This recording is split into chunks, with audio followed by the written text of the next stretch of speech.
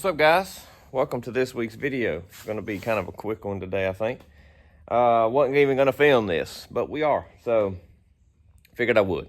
So we need a radiator, and this one I tried to flush it, spend a few days, tried all kinds of products from Red Devil to Prestone to even just a vinegar mix, trying to clean this thing out.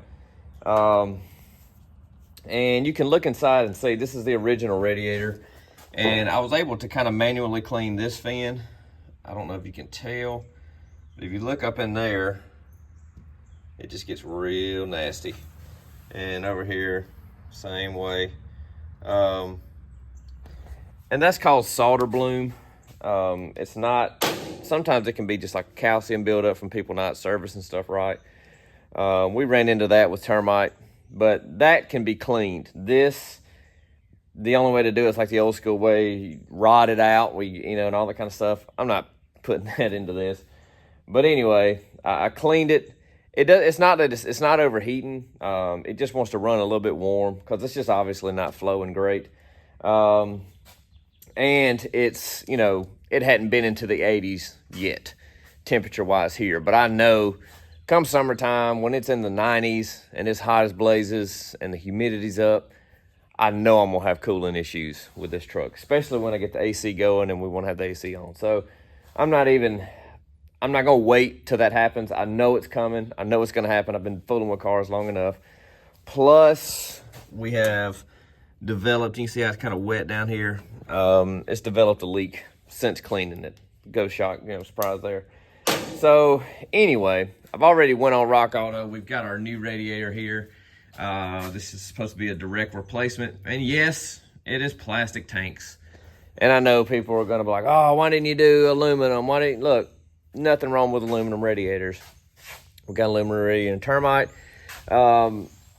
This was cheaper.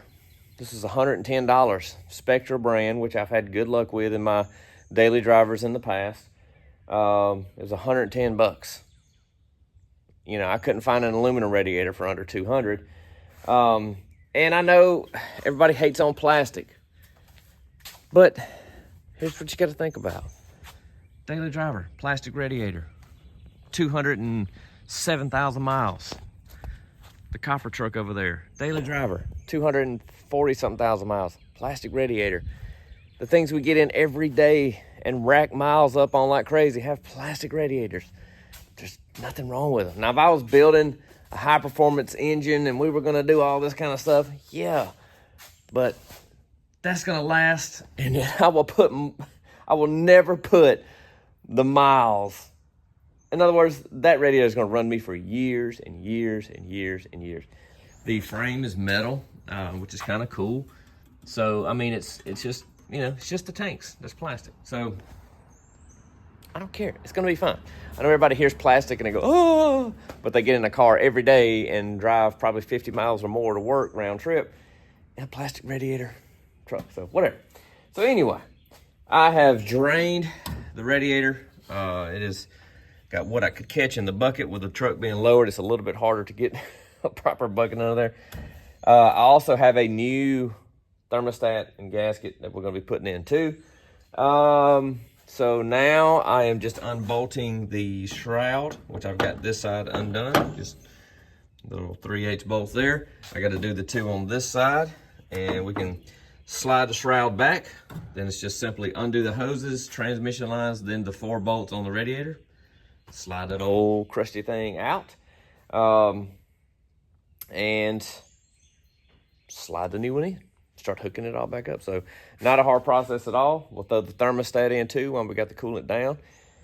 And we should be prepared for summertime around here. Also took off the overflow bottle. Did that first, but So anyway, all right, I'm gonna finish unbolting this thing. And I don't know if I'll even go through with all this today. I just got off work. I got stuff to do here in a little bit. So I'm just kind of tinkering with this as I get time. We got her out. You can see the wet at the bottom where it was kind of leaking. And that's a comparison of the two. So they look measurement wise like they're gonna work. Everything's fine. It's pretty straightforward. I also got the thermostat out, and thermostat is not great looking. It is pretty gross, and so yeah, that needed doing for sure. So as you can see, everything is out. So while I got it all out, I want to kind of clean up in here, clean the tray out down there, the rage support, and you know, when you pull these out, the bottom bolt on both sides, see that one's just backed out. You don't have to take those out because it's slotted on both. So when you go take it out, you only got to take out the top 2 bolts. The other one's just loosen them in it, and that way when you put the other one in, you have something to hold it to. But other than that, it's just a straightforward thing. I also, whenever I undo my transmission lines at the bottom, usually they've been cut and there's a rubber hose to a barb fitting like these are. And I just have me a little bolt there ready. And whenever I cut it, because I've never figured out how to get the hoses off the barb fittings. They just, once they go on, they're on. So I just go ahead and cut them, slip my bolt in the hole, tighten the hose clamp up on it so it don't sit there and drip and leak. This one still had one of the fittings attached, this guy here. So, but you can see here I cut that one. So, you know, I was trying to shove something up in that one, but that side ain't dripping too bad. So I'll let it be what it is for today. That's all I can do. So I'm gonna push it outside though, either tomorrow or the next day whenever I get a chance. And I'm just gonna shove a hose down in where the thermostat goes, down in the port. And I'm just gonna let water run and try to flush as much of this stuff out as I can, out of the water pump and everything up inside. So it wasn't brown and rusty or nothing like that, and the coolant looked okay. But it needs I'm just gonna clean it out before we put new stuff back in as much as I can. Figured I'd pause so you guys and kind of catch y'all up to date. I know I don't film everything step by step because I don't work on it every day consistently. So anyway, and some of this stuff should be basic knowledge. It's not groundbreaking or anything. So what we've done, obviously radiator's all out. I undid the heater hose there, the regular hose. I had this heater hose off that runs down there. So what I did, when I had the thermostat out, stuck a hose down in there and just flushed all the old water and, you know, just junk out, old coolant, everything, kind of get as much of that out as I could. Then I pulled both heater hoses, stuck the hose into one of them and let it circulate the heater core and all that stuff out, went both ways. And then try to plug that hole off best you can, stick an air nozzle in there and it'll push out whatever is left. And just do that till you get good clean water coming out. And that's pretty much what we did. Painted the housing and cleaned it up on the inside. Got a new thermostat down in there and tightened her down. So anyway, so now I am just putting my heater hoses back on, and then we're gonna set the radiator back in, start hooking all up. We'll fill her up with coolant, let it run and bleed out, and we should be good to go. Okay, well, we pulled our ferrule out of here, screwed it right into there. So that side still had the nut with the flare fitting on it. It didn't leak, still in good shape. So if it ain't broke, I ain't gonna fix it. I'm gonna leave that one on, and then we'll put the barb fitting in this one. These are tapered, so don't put any Teflon on those. They'll seal themselves. Just be real easy. Thought this was pretty neat. This is the original, or I don't know if it's the original wood, but fitting. It's got this little plastic receiver cap. I think I'm just gonna put that one back in because this one that they sent has a way bigger barb, and I don't know if the hose that's in there will fit over that. So I'm just gonna put this one back in and we'll call it good. All right, remember, don't forget your fan stride. That's gotta go back on. I cleaned mine up, just kind of hosed it off and wiped it down with a brush, clean up a little bit. We still have our 2 bolts down in the bottom part that we should be able to drop the radiator down in, and it will set on those. So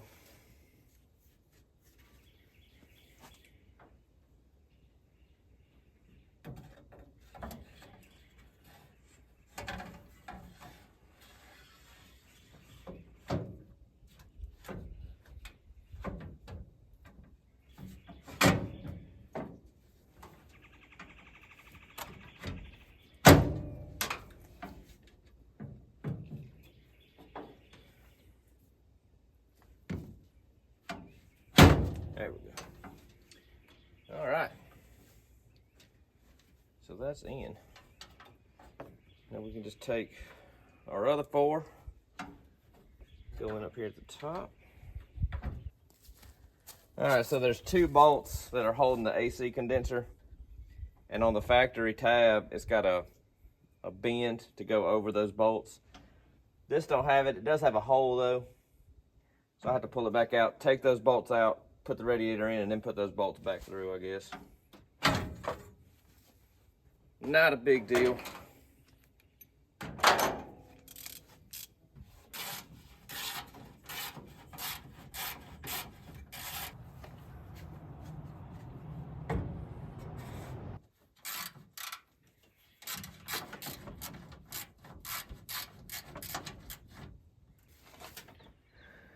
We got our shroud back on. See, right here's what I was talking about. See, you got this top bolt. That's where the radiator was mounted. This bolt that goes through to the condenser was behind the tab on the original. But, you know, you pull it out and go through this hole on the radiator mount there. There's really no need to put this top one in. So I'll just put those bolts in my box, and if we ever need original bolts, we'll have them. But we got 2 on there. Shrouds in. My cleanup job didn't do too great, I guess, but it's cleaner than it was. So hoses are all hooked up. So now we're gonna fill this baby up with some water. Not hose water either. Dadgummit. Everybody putting hose water and tap water and stuff. Don't. Distilled water. Please stop the madness and just put distilled water and coolant in your vehicles like normal people. So I'm gonna fill this thing up and crank her up, start letting her bleed out.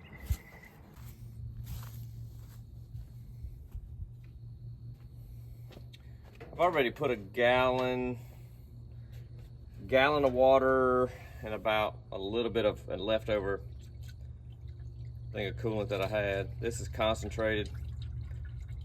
I don't buy the 50-50 unless I'm like, you know, on the road and whatever, but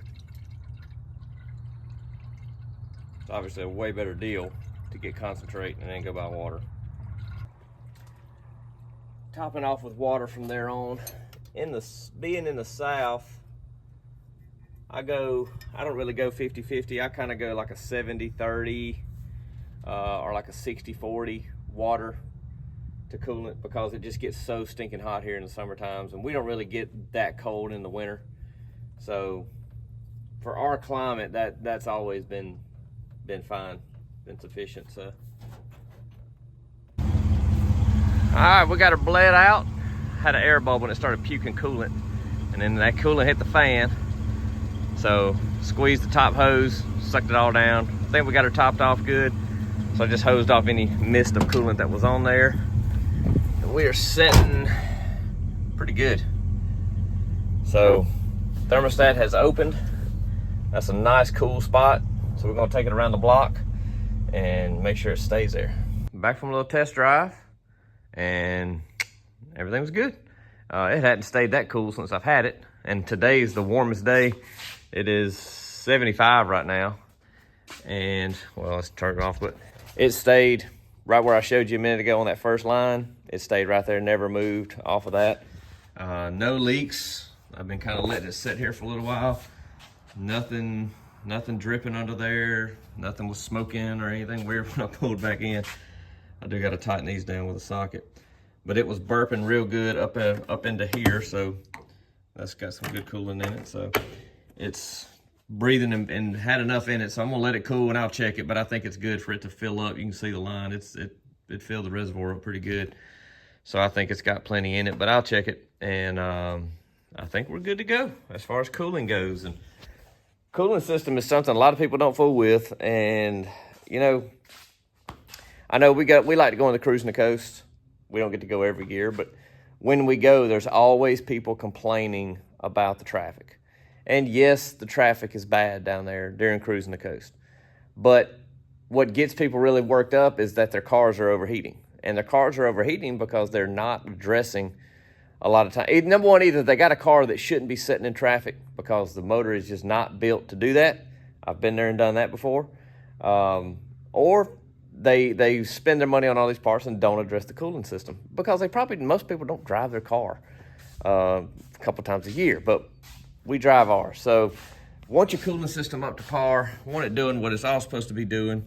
And all this water you see is left over from me having to hose it down to wash off all the coolant mist that was happening when it overflowed out, went down, hit the fan, and missed it everywhere. But I would love to detail this engine bay and get it back looking. It's supposed to be blue. They painted the valve covers black at some point.